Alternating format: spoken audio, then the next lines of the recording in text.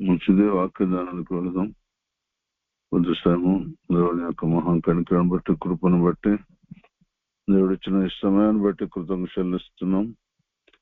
మరి వాక్యదానం యెషయా గ్రంథం నుంచి 32వ అధ్యాయం 16వ వచనం చదువుకొని ముందుకు సాగుదాం. మీరు ఎవరైనా చదవండి.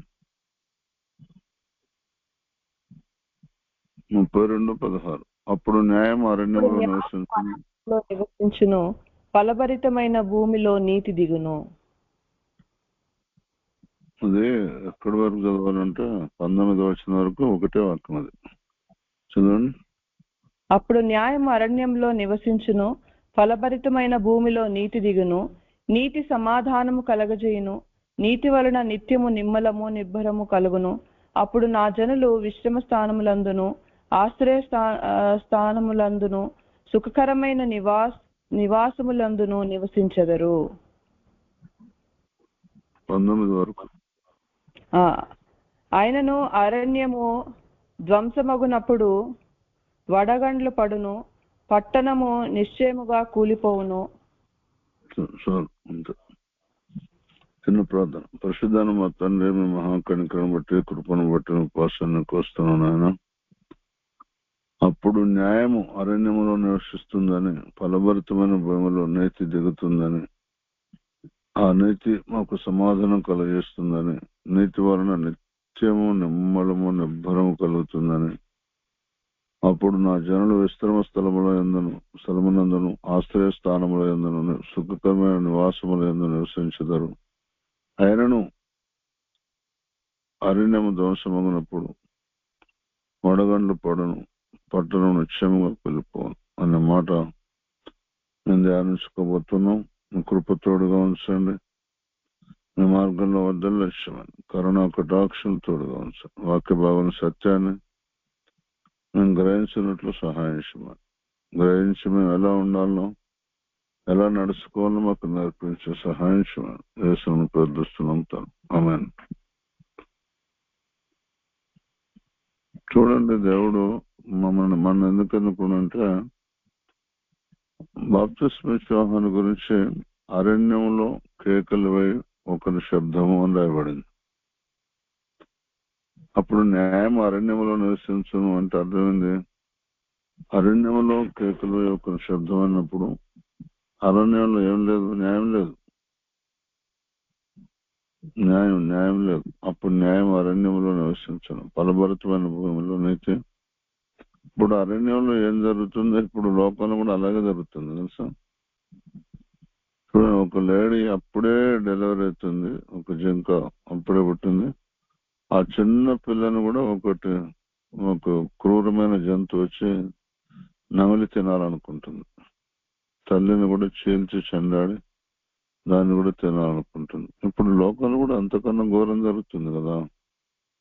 మనం విన్నాను కదా మొన్న ఏం జరిగిందో ఎఫ్స్టైన్ ఫైల్స్ లో చూసిండు కదా. పెద్ద పెద్ద బడబాబులు అందరూ కూడా ఒక దీవిలోకి వెళ్ళి అక్కడ ఏం ఏర్పాట్లు ఉన్నాయి, ఏమో అనుభవించాను అన్ని చూస్తున్నాం. ఇది అరణ్యం కదా, అరణ్యం కంటే ఘోరం కదా అది. ఆడవాళ్ళే వాళ్ళకి ఏజెంట్లుగా ఉండి కాలేజీల దగ్గర, జూనియర్ కాలేజీల దగ్గర, హై స్కూల్ దగ్గర అమ్మాయిలను ట్రాక్ చేసి, అమ్మాయిలకు మంచి భవిష్యత్తు ఉంటుంది, నేను పెద్ద ఆయన నీకు ఉద్యోగం ఇస్తా ఉన్నాడు, అది ఇదేదో మొబైల్ పెట్టి మాటలతో తీసుకెళ్ళి ఏ దిక్కు లేని స్థలంలో గృహ నిర్బంధాల్లో ఉంచి అంతకన్నా ఏం చేయాలి చెప్పండి. ఇప్పుడు అరణ్యంలో న్యాయం కావాలి.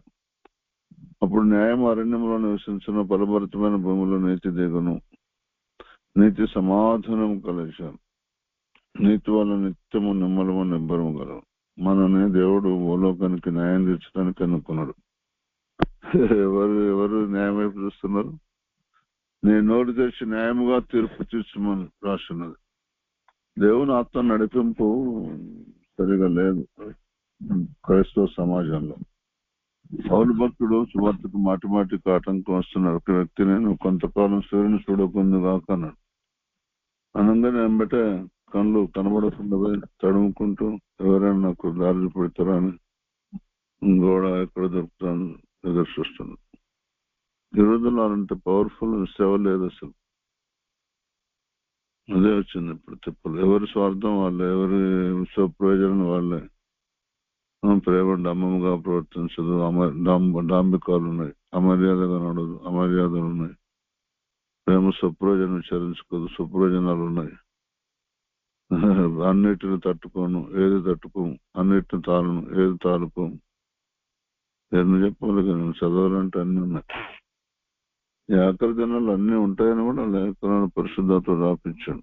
అది చెప్పలేని బలహీనతలు ఉంటాయి మానవ జాతికి. అయితే నీతి ఏమో సమాధానం ఇస్తుంది. ఇప్పుడు సమాధానంతో ఉన్న భక్తులు ఉన్నారు, సమాధానం లేని భక్తులు కూడా ఉన్నారు. నీతి వల్ల నిత్యము నిమ్మలము నిబ్బరంగా, రోజు నిమ్మలంగా నిబ్బరంగా ఉన్న వాళ్ళు కూడా ఉన్నారు. కారణం ఏంటంటే వాళ్ళకు అప్పగించిన పనిలో వాళ్ళు న్యాయంగా నడుచుకుంటున్నారు.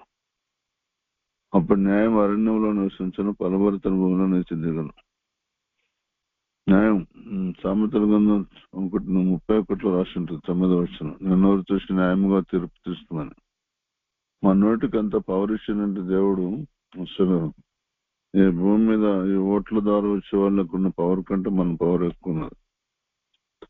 మన పవర్ ఎక్కువ ఉన్నది కాబట్టి చెరసాల్లో వేసిన జయంలో ఉన్న పేతురు బయటకు రాగలిగాడు. అగ్నిగుండంలో పడిన వాళ్ళు మరి సురక్షితంగా బయటకు రాగలిగారు. సింహాల బోన్లో వేయబడ్డ వారు సురక్షితంగా బయటకు రాదు. కారణం ఏంటిదంటే వాళ్ళు అది కాపాడుకున్నారు. దేవుడు ఇచ్చిన దాన్ని కాపాడుకున్నారు. మనం ఏం చేస్తున్నాం? దాన్ని తృణీకరిస్తున్నాం, తోసి వేస్తున్నాం, లైట్ గా తీసుకుంటున్నాం, లోక మర్యాదకు ఎక్కువ ప్రాధాన్యత ఇస్తున్నాం. అదే మనం చేసే పొరపాటు. అప్పుడు నా జనులు విశ్రమ స్థలమునందును ఆశ్రయ స్థానమునందును సుఖకర నివాసం నివసించదు. దేవుడు అసలు మన సుఖపట్టాన్ని పిలిచిండు. ఇర్మియా గ్రంథం 22:16 రాసింది. ఏమని రాసిందంటే, దీనులకును దరిద్రులకు న్యాయం తీర్చుతూ అతడు సుఖముగా బతికాను, అలాగ చేయటం తెలుసుకుంటా కాదా అని రాసింది. దీనులకు దరిద్రులకు న్యాయం తీర్చుతూ అతడు సుఖముగా బతుకు. మనం న్యాయం తీర్చే అధికారం, న్యాయం తీర్చేటువంటి శక్తి, సామర్థ్యం మనకున్నది.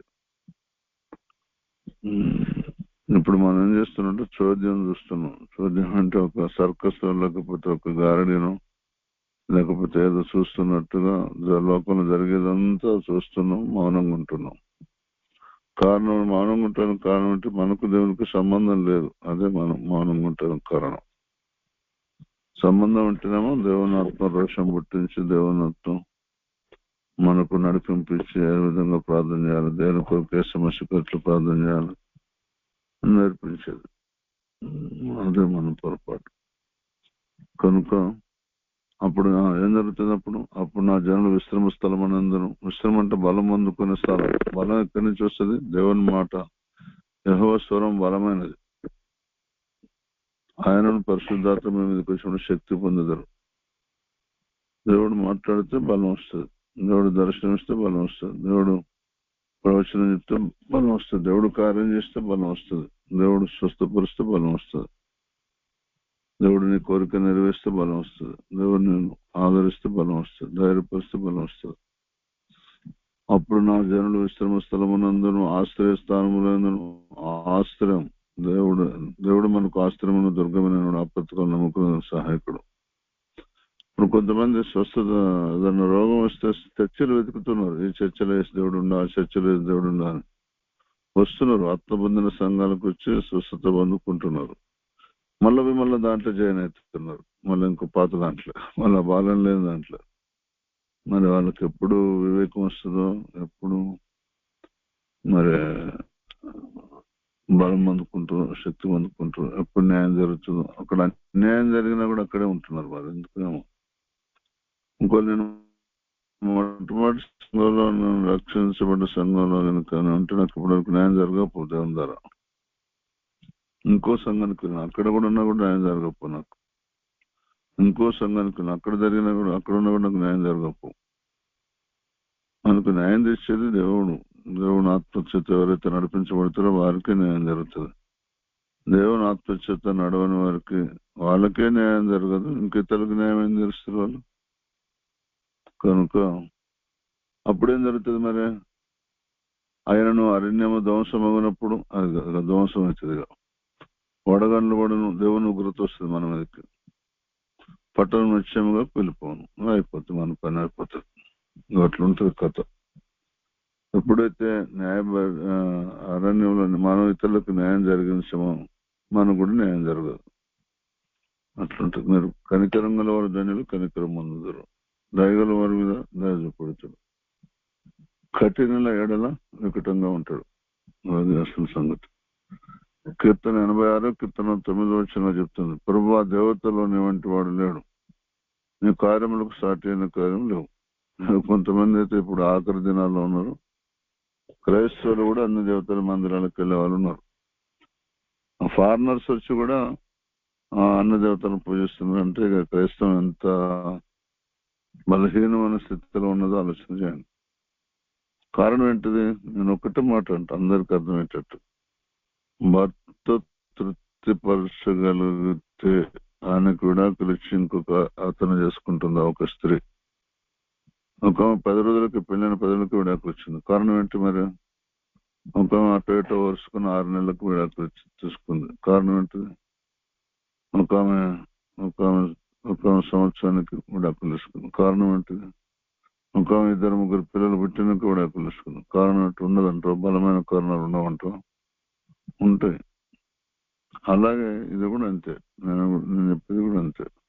మరి ఇక్కడే ఉంటది, ఫలభరితమైన భూముల నుంచి దిగుతుంది. ఇక్కడే ఉంటది, రోజు నిత్యము నిమ్మలము నిబ్బరం ఉంటుంది.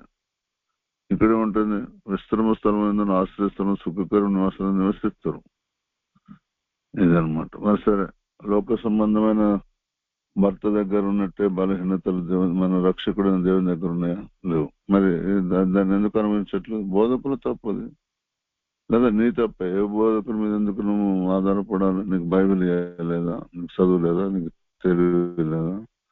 విద్య లేని పాములైన యేసు యొక్క శిష్యులు 12 మంది, వాళ్ళ తల్లిదండ్రులు ఒక దారి, వాళ్ళది ఒక దారి. తెలుసా మీకు? వాళ్ళ తల్లిదండ్రులు ఒక దారి, పిల్లలది ఒక దారి.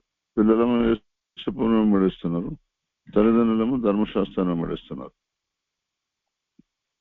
కనుక జాగ్రత్తగా వినండి వాక్యం వినేటప్పుడు. 86 కీర్తనలో 9 ప్రభువా దేవతలో నీ వంటి వాడు లేడు, నీ కార్యములకు సాటి అయిన కార్యం. ఎంత గొప్ప దేవుడు నీకు. మేమైతే దేవతలను పూజించి దేంట్లోకి వచ్చినాం. ఎప్పుడైతే దేవుని వైపు తిరిగినామో అమ్మటే మన మనసంతా మార్చేసుకున్నాం, ఆలోచనను మార్చుకున్నాం, తలంపులను మార్చుకున్నాం, లోకంలో ఉన్నదంతా పెంటతో సమానంగా ఎంచుకున్నాం. ఏవి లాభకరమైన వాటన్నిటిని నష్టంగా ఎంచుకున్నాం. పౌలు భక్తుడు ఆయన సన్నిహితుని సభ సభ్యుడు, అనగా రూలింగ్ పార్టీ మెంబర్. ఆయన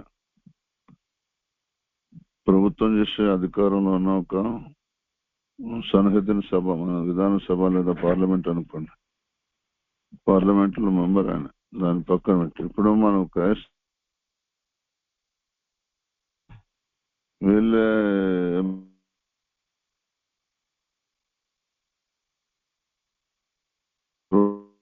దేవతలు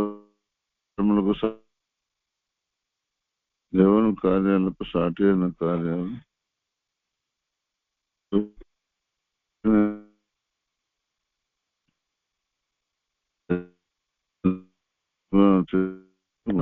పరలోకం ఉన్నదా, వీళ్ళ నిత్యరాజ్యం ఉన్నదా, ఇంకోటి ఎక్కడన్నా దాంట్లో చేయని దాంట్లో కొట్టాను, నరకం తప్పించుకుంటాను. సృష్టికర్త ఒక్కడే, ఆయనే నశింపజేయటానికి జీవింపజేయటానికి శక్తిమంతుడు. అదే ఆమోసు 9:11 చెప్తుంది, పడిపోయిన దావీదు గుడారము నా దినము నేను లేవనెత్తి దాని గోడ బాగు చేసి దాని పోయిన చోట్లను బాగు చేసి ఏదో శ్రేష్టమైన నామం ధరించిన అన్నజనులందరూ నా జనులు స్వతంత్రించుకున్నట్లు ఉంటుంది. చూసిన ఆనాటి ఇశ్రాయేలు ప్రజలు రాకపోతే అన్నజనులందరూ దాన్ని స్వతంత్రించుకోబోతున్నారు. అన్నజనులందరూ పూర్తిగా మారబోతున్నారు. అన్నజనులు ఒక్కసారి ఎందుకంటే దేవతలు ఇలాంటి వాడు లేడు కదా. ప్రభా దేవతలు అన్ని వంటి వాడు లేడు, నీ కార్యములు సాటి అయిన కార్యం. ఏ దేవునిలాగా ఏ దేవుడు కూడా, ఏ దేవతలు కూడా ఎక్కడ ఎవరికి ఏం కార్యం చేయలేదు.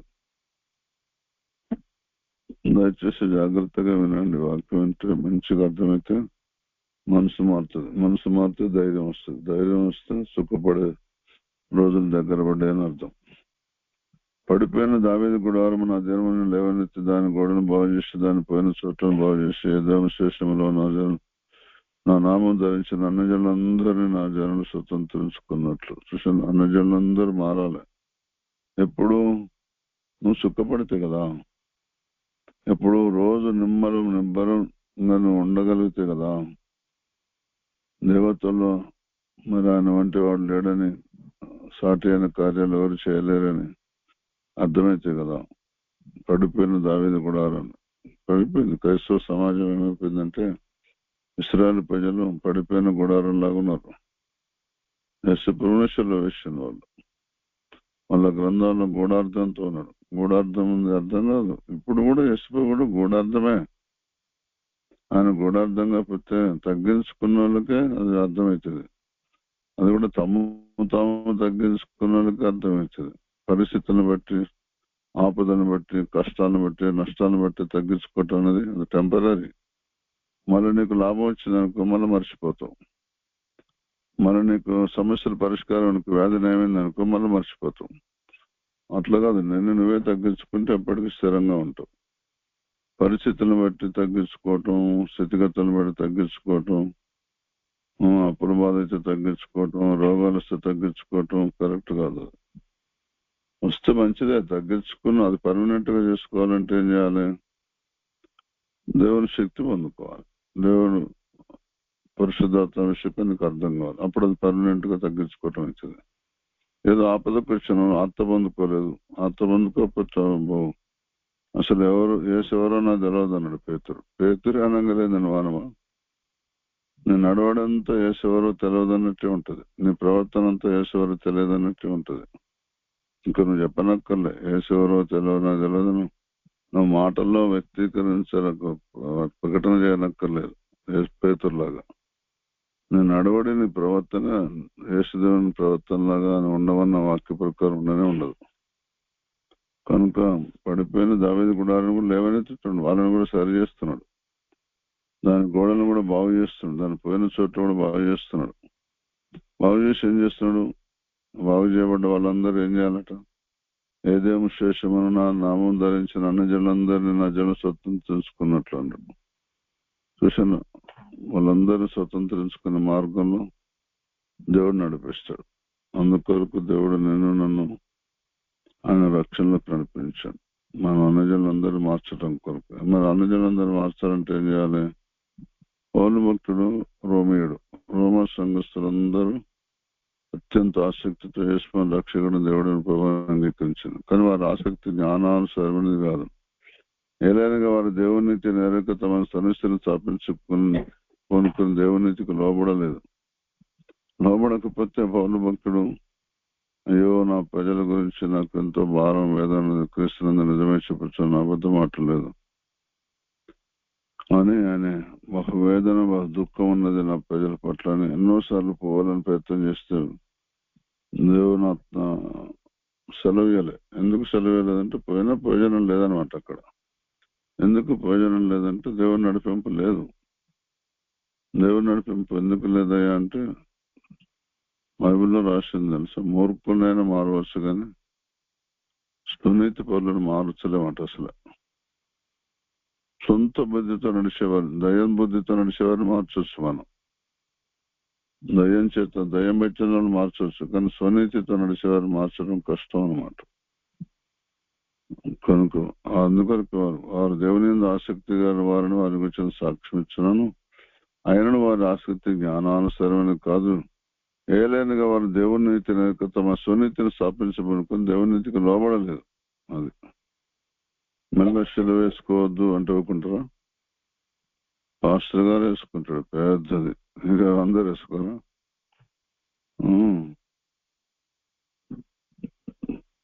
ఈ మధ్యన పోపు గారు ప్రకటన చేశాను, మనం మరేమన్నా ఆరాధించవద్దు, కరెక్ట్ కాదు, యేసుని ఆరాధించండి అని ప్రకటన చేశాను ఇటలీ నుంచి ఆర్సిఎం సంఘాలకు. మరి ఎంతవరకు అమలు చేస్తుందో తెలియదు కానీ దేవుని రాకడ సమీపంగా ఉంది. అందుకొరకే పడిపోయిన దావీదు గుడారాన్ని దేవుడు తిరిగి లేపుతున్నాడు. దాని గోడను బాగు చేస్తున్నాడు, దాని పోయిన చోట్లన్నీ బాగు చేస్తున్నాడు. ఏదేమో శేషం దాని నామం ధరించి అన్నజనులందరూ దాన్ని స్వతంత్రించుకున్నట్లు వీళ్ళని సిద్ధపరుస్తున్నాడు. అన్నజనులు ఏ విధంగా రక్షణ నడిపించాలని.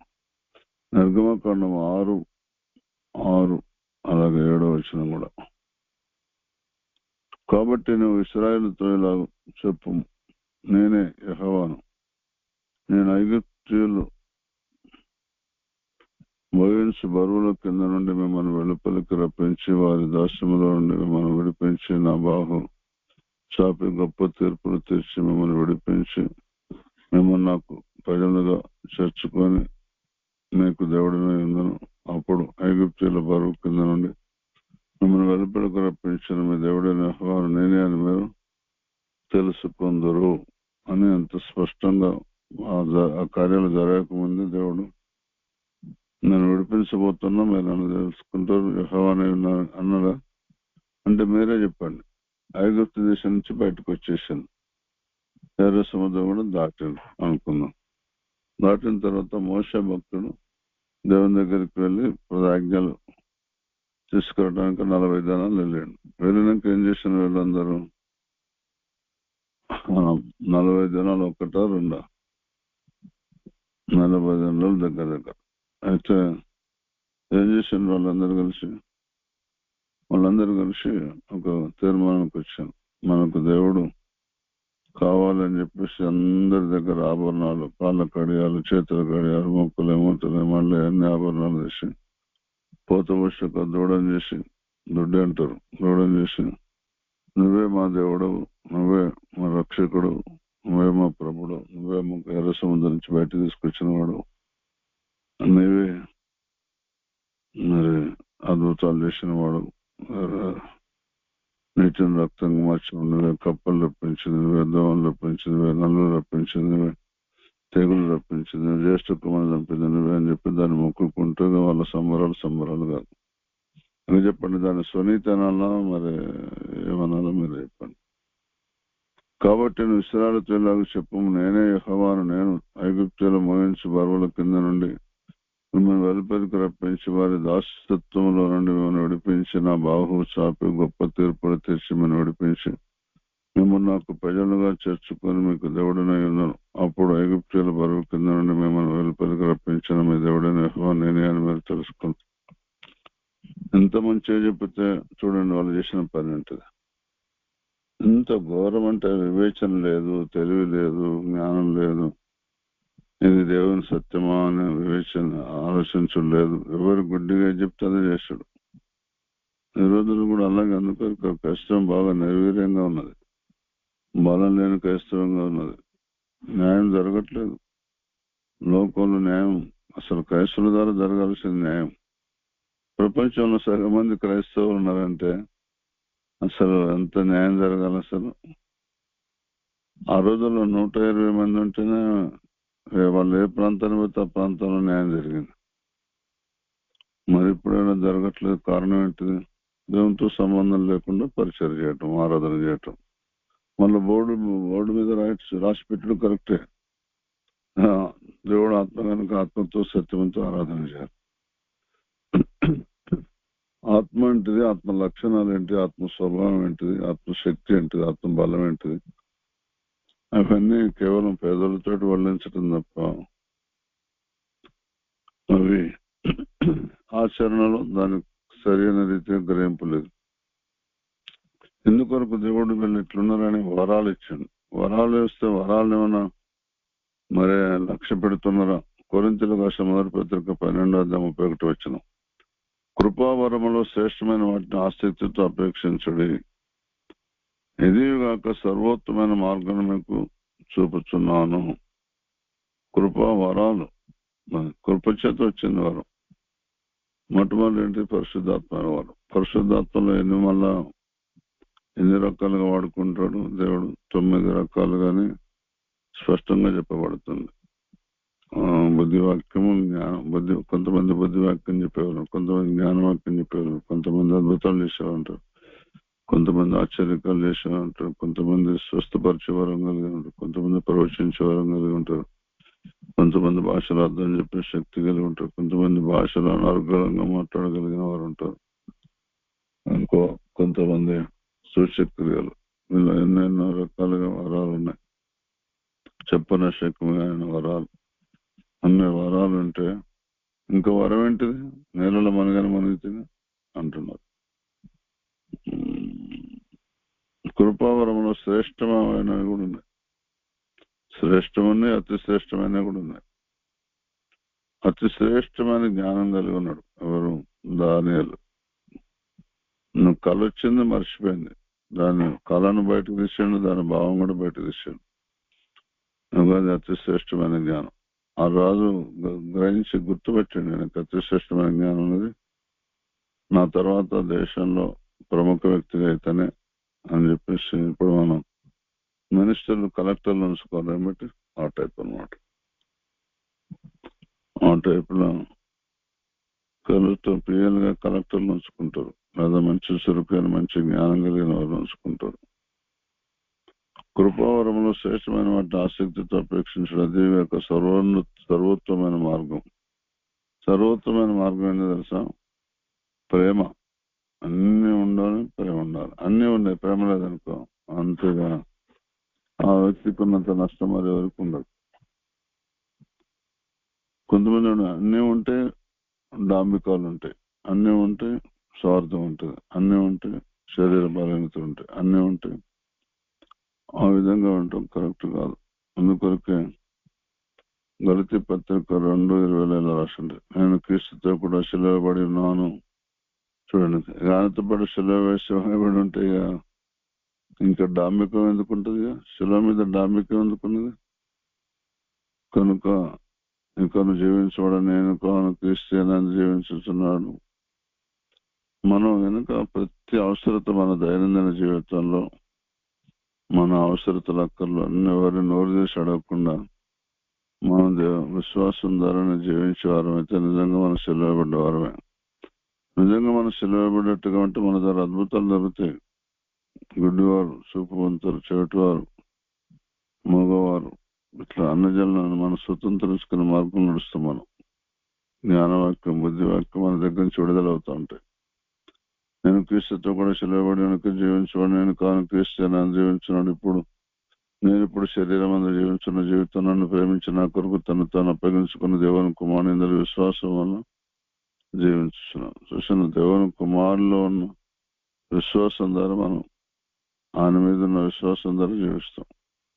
విశ్వాసం ద్వారా జీవిస్తాం, కానీ ఒకరి మీద ఆధారపడి నోరు తెరిచి మరి మేము సేవ చేస్తున్నాం, మరి ఇవ్వకపోతే ఎవరిస్తారు, మరి ఇవ్వాలి కదా, మరి అందరూ అనుకొని నాకు నెలకు సరిపోయేంత మీకు ఎంత జీతాలు వస్తున్నాయి తెలుసు కదా, మరి నాకు కూడా అంత ఖర్చు ఉంటుంది కదా, అందరు కలిసి తల ఎంత కలిసి అంత ఇవ్వండి అని వసూలు చేసే పాస్టర్లు కూడా ఉన్నారు. ఎక్కడ అందరు కలిసి పిలిచిండా దేవుడు? దేవుడు పిలిచిండా? దేవుడు రక్షించిండా? అందరు కలిసి రక్షించుకున్నారా? కనుక దేవుడు రక్షించిండు కాబట్టి దేవుడు ఆయన మార్గం నడిచి పౌరు భక్తులను క్రీస్తుతో కూడా సెలవుబడి అంటాడు. నాకు జీవించబడి నేను కానంట క్రీస్తుని జీవించున్నాను. ఇప్పుడు శరీరం జీవించిన జీవితం నన్ను ప్రేమించి నా కొరకు తను అప్పగించుకున్న దేవుని కుమారుని విశ్వాస మూలంగా జీవిస్తున్నాను. నన్ను రక్షణకు నడిపించిన అయ్యగారు ఒక ప్రాంతానికి తీసుకెళ్ళి అన్నదంటే, ఇక్కడ సిఎస్ఐ సంఘాలు చాలా ఉంటాయి, కొన్ని సంఘాల్లో పాస్టర్లు కూడా ఉండరు. మరి మనకు ఈ ప్రాంతంలో ఎక్కడన్నా చర్చిలలో పాస్టర్ లేకపోతే మనం పెట్టే అవకాశం ఉంటుంది, మనం బిషప్ గారి దగ్గరికి వెళ్దామని నాకు సలహా ఇచ్చాను. నేను దేవుని మీద బాగా ఆధారపడటం నేర్చుకున్నా. మొదటి సంవత్సరం కొత్త నిబంధన గ్రంథాన్ని 27 సార్లు చదివాను. అయితే నాకు అర్థమైంది ఏంటంటే అన్నిటికీ దేవుని మీద ఆధారపడాలని. మళ్ళీ నమ్మటం భక్త సంఘాలు సాక్ష్యం చదివాను, ఆయన అన్నిటికీ దేవుని మీద ఆధారపడతాడు. అయితే నేను కూడా అలాగే చేద్దామని తీర్మానం చేసుకుని అలాగే నడుస్తున్న రోజుల్లో అప్పుడు ఆయన చెప్పిన సలహా ప్రకారం ఇంకేం చేస్తున్నాడు, పోదంపా బిషప్ గారి దగ్గరికి అన్నాడు. అయ్యా నేను వస్తా ప్రార్థన చేసుకుంటుంటే నేను ఒకేసారి ఏమైంది తెలుసా, నేను ఆయన మాట విన్నా కదా, పోదంపా బిషప్ గారి దగ్గర నేను ఆల్రెడీ సెలవుబడి ఉన్నా, సెలవులో నేను కనబడుతున్నా. ఆయన రా పోదామనగా ఆయన పెద్దాయన కదా తప్పదని చెప్పేసి తీర్మానం చేసుకునేసరికి నేను శిలో మీద నుంచి ఒక్కసారి డబుక్కున్న ఆ మేకుల నుంచి ఓడి కాళ్ళ మేకుల చేతుల మేకులు ఓడి కిందికి డబుక్కున్న ఆ నేల మీద ఇట్లా నిలబడ్డా. ఇంకా నేను ఆయన వెంబడించిన. మనం అన్ని విషయాలకు దేవుని మీద ఆధారపడితే సిలువబడిన వ్యక్తులతో సమానమే. మనం మనుషుల జ్ఞానం మీద పౌలు భక్తుడు అంటాడు కొరింథీయులకు రాసిన మొదటి పత్రిక 2వ అధ్యాయం 4వ వచనంలో, మీ విశ్వాసం మనుషుల జ్ఞానమును ఆధారం చేసుకుని దేవుని శక్తిని ఆధారం చేసుకుని ఉన్నాను. నేను మాట్లాడాను సువార్త పెట్టించిన జ్ఞానయుక్తమైన తీయని మాటలు వినియోగింపక పరిశుద్ధాత్మ దేవుని శక్తి కనుమర్చ దృష్టాంతములు వినియోగించదని అంటాడు. కనుక మనం ఎప్పుడైతే దేవుని నమ్ముతామో మనుష్య జ్ఞానంతో నడవకూడదు. అసలు మన విశ్వాసం మనుషుల జ్ఞానాన్ని అనుసరించి నడవకూడదు, దేవుని శక్తిని అనుసరించి నడవాలి. మనం ఇంకొంత మాత్రమే కాదు, రోమపత్రిక అనేది 37 ఇలా చెప్తున్నది, ఆయనను మనం ప్రేమించిన వారి ద్వారా మనం వీటన్నిటిలో అత్యధికంగా విజయం పొందుతున్నాం. చాలా మందికి అర్థం కావట్లే. మనం వెనుక శిలబడ్డట్టుగా ఉంటే అన్నిట్లలో మనకు విజయమే. నోరు ఇప్పకూడదు, నోరు తెరవకూడదు, మన బాధ ఎవరు చెప్పుకోకూడదు. యేసు ప్రభు ఎవరికైనా శిల మీద ఎవరికైనా చెప్పిండేమన్నా? క్షమాపణ అడిగాడు, తండ్రి వీరేమి చేస్తున్నారు, వీరు ఎగదరు కనుక వారిని క్షమించమన్నాడు. మనం కూడా అలాగంటే మనసు ఉంటే అంతా విజయం. మనం ఆయనను మనం ప్రేమించిన వారి ద్వారా మనం వీటన్నిటిలో అత్యధికంగా, ఆయనే మనం ప్రేమించండి, మనం ఆయనే ప్రేమించాలి. మనల్ని ప్రేమించిన వాని ద్వారా మనం వీటన్నిటిలో అత్యధిక విజయం పొందుతున్నాం. మనం ప్రేమించింది కాబట్టి ఆయన చెప్పినట్టు మీరు రోజు వాక్య ప్రకారం నడవండి, దేవుని ఆత్మను అనుసరించి, అన్నిట్లలో మీకు విజయమే విజయమే విజయమే విజయమే. కనుక శ్రద్ధ చేయకండి, దేవుని కృప మీ మీద ఉన్నది, దేవుని దయాదాక్షలు మీ మీద ఉన్నది, ఆయన కనికరం మీ మీద ఉన్నది. ఆయన మిమ్మల్ని అనుకున్నది ఎందుకొరకు? అత్యధికంగా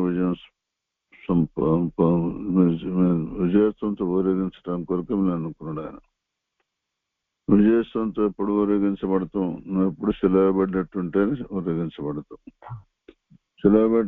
సెలవుబడ్డట్టుంటే మనుష్య జ్ఞానంతో నడవకుండా ఉంటేనే, విశ్వాసం మనుషుల జ్ఞానాన్ని ఆధారం చేసుకోకుండా ఉంటేనే, మనుషుల జ్ఞానాన్ని ఎప్పుడైతే ఆధారం చేసుకుంటావో నీ పని అవుట్గా నువ్వు దేవుని మార్గం నుంచి తొలగిపోతున్నావు, పక్కా తొలగిపోతున్నావు. కృపావరాలు శ్రేష్టమని ఉన్నాయి, వాటిని అపేక్షించండి, కోరుకోండి. ఎంత వరాలు ఉంటే అంత సేవ విస్తరిస్తుంది, ఎంత ప్రేమ ఉంటే అంత అధికంగా నువ్వు దీవించబడతావు. నువ్వు దీవించబడి ఆశ్రయించబడాలంటే నీ దగ్గర ప్రేమ ఉండాలి. మరి సేవ అభివృద్ధి చెందాలంటే కృపావరాలు ఉండాలి. సంఘాలు విస్తరించాలి, సేవ బాగా జరగాలనుకుంటే కృపావరాలు ఉండాలి. నువ్వు విస్తరించాలి, నువ్వు స్థిరపడాలి, నువ్వు అభివృద్ధి చెందాలంటే నీ దగ్గర ప్రేమ ఉండాలి. అంతే. ఇది నీకు వర్తిస్తుంది, అది సంఘానికి వర్తిస్తుంది. అది ఉండాలి, ఇది ఉండాలి. ప్రేమ ఉండాలి, వరాలు కూడా ఉండాలి. ఇవాళ రేపు ప్రేమను కూడా వరాలను కూడా ప్రేమ లేదు. కనుక దయచేసి అలా ఉండొద్దని ప్రభుత్వం మీకు మనం చేస్తున్నాం. దేవుడు మిమ్మల్ని దీవించును గాక. ఆమేన్. హలో.